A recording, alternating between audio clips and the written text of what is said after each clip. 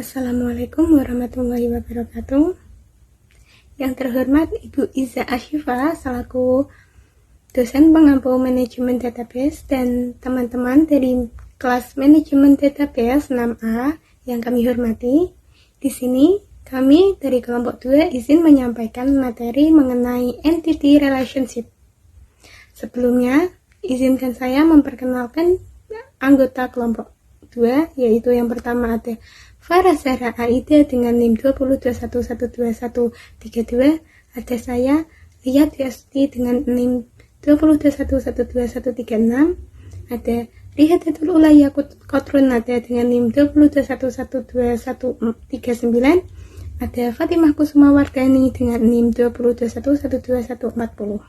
Kemudian ada Salsabila Chelsea Ivanka dengan NIM 2021121144, Rini Kusuma Wardani dengan NIM 2021121096, dan yang terakhir ada Emiliana Putri Absari dengan NIM 2022121178.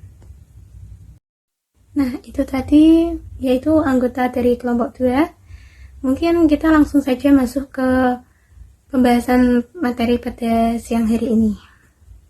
Yang pertama ada atribut, yaitu karakteristik atau sifat yang dimiliki oleh suatu entitas, di mana atribut ini digunakan untuk memberikan detail tentang entitas tersebut. Contohnya, jika kita mempertimbangkan suatu entitas, contohnya mempertimbangkan tentang entitas mahasiswa, pasti di dalamnya itu ada atribut tentang nama, nomor induk, alamat, dan informasi sebagainya. Nah, atribut ini membantu dalam menemukan informasi yang diperlukan untuk setiap entitas dalam sistem basis data. Selanjutnya, kita masuk ke tipe atribut. Ada 3 tipe. Yang pertama, atribut sederhana dan komposit. Kedua, atribut bernilai tunggal dan multinilai. Dan yang ketiga, yaitu atribut yang diturunkan. Kita masuk ke atribut sederhana dan komposit. Untuk atribut sederhana, yaitu atribut yang tidak bisa dipecah menjadi bagian yang lebih kecil lagi. Contohnya, mahasiswa mempunyai atribut sederhana berupa NIM dan nama mahasiswa. Lalu untuk atribut komposit adalah atribut yang dapat dipecah menjadi komponen yang lain. Misalnya, yaitu mahasiswa mempunyai atribut alamat. Alamat tersebut dipecah menjadi sub-atribut jalan, kota, provinsi, kode pos, dan negara. Selanjutnya, atribut bernilai tunggal dan multinilai. Atribut bernilai tunggal adalah atribut yang hanya memiliki satu nilai. Contohnya itu adalah NIK, ID dosen, dan juga tanggal lahir. Kemudian, atribut bernilai banyak atau multinilai adalah atribut yang berkemungkinan memiliki lebih dari satu nilai. Contohnya itu ada hobi dan juga nomor telepon. Kemudian atribut yang diturunkan. Atribut yang diturunkan adalah atribut yang nilainya dapat dikalkulasi dari nilai atribut tersimpan. Contohnya itu ada usia. Usia bisa dihitung berdasarkan selisih antara tanggal saat ini dengan tanggal lahir. Selanjutnya yaitu relasi. Relasi menunjukkan hubungan antara entitas. Hubungan ini bisa menjadi keterkaitan fisik, fungsional, atau konseptual antara entitas. Relasi biasanya digambarkan dengan simbol belah ketupat, penghubung antara himpunan relasi dengan himpunan entitas, dan himpunan entitas dengan atribut dinyatakan dalam bentuk garis. Fungsi yang dimainkan suatu entitas dalam suatu hubungan disebut peran entitas. Karena set entitas yang berpartisipasi dalam set hubungan umumnya berbeda, peran tersirat dan biasanya tidak ditentukan.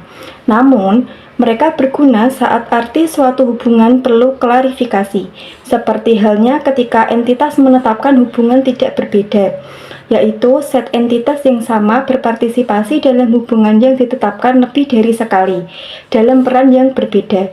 Dalam jenis relasi ini, kadang disebut set relasi rekursif.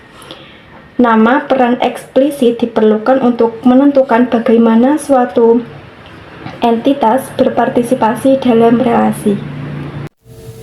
Selanjutnya ada contoh set relasi penasihat. Yang pertama ada Supriyadi, adalah penasihat bagi Amalia.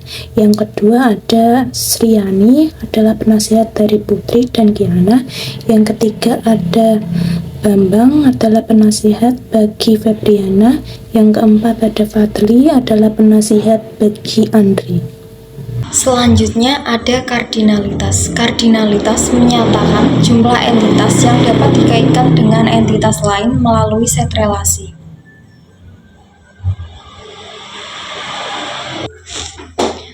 Memetakan kardinalitas paling berguna dalam menggambarkan set relasi biner, meskipun mereka dapat berkontribusi pada deskripsi set relasi yang melibatkan lebih dari dua set entitas.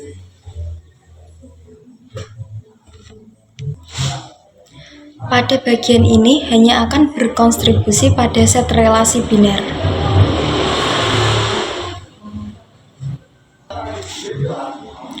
Untuk relasi biner, set R antara entitas A dan entitas B. Pemetaan kardinalitas harus salah satu dari berikut. Yang pertama, 1 ke 1, yang kedua 1 ke banyak, yang ketiga banyak ke 1, dan yang keempat banyak ke banyak. Selanjutnya kita akan membahas mengenai macam pemetaan kardinalitas. Pada gambar ke-1 adalah pemetaan kardinalitas 1 ke 1, yaitu suatu entitas di A dikaitkan dengan paling banyak satu entitas di B, dan sebuah entitas di B berhubungan dengan paling banyak satu entitas di A. Kemudian, pada gambar kedua adalah pemetaan kardinalitas 1 ke banyak, yaitu entitas dalam A dikaitkan dengan beberapa 0 atau lebih entitas di B. Entitas dalam B hanya dapat dikaitkan dengan paling banyak satu entitas di A. Kemudian, gambar ketiga adalah pemetaan kardinalitas banyak ke 1, yaitu sebuah entitas di A berhubungan dengan paling banyak satu entitas di B. Sebuah entitas dalam B dapat dikaitkan dengan beberapa 0 atau lebih dari entitas di A. Dan kemudian pada gambar terakhir adalah pemetaan kardinalitas banyak ke banyak, yaitu entitas dalam A dikaitkan dengan beberapa 0 atau lebih entitas dalam B, dan entitas dalam B juga dapat dikaitkan dengan beberapa 0 atau lebih entitas di A.